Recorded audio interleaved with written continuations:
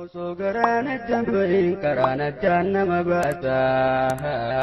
Obboleessaanitti ba'uu yaabu garaa nama raasa. Carraan jireenya addunyaa obboleeyyan addaan baasa.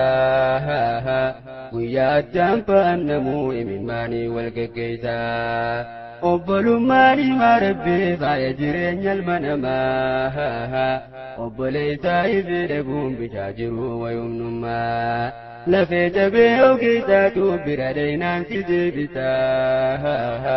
Qalbii jabeeni wallaalee ogeessa kamtu deebisaa.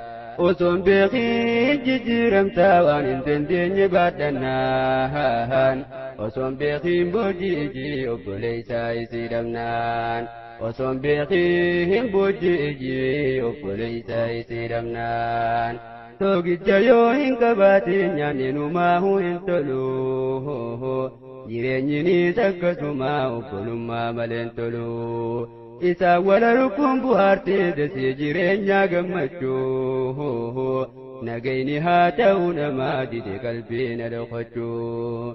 Harka addarra kaayyadeen gabbee hogguus ilaalaa. Ilaalullee sin agarree maal taate dhiiroo obbolaa. Namni halaala mul'atu hundisumaa na fakkaata.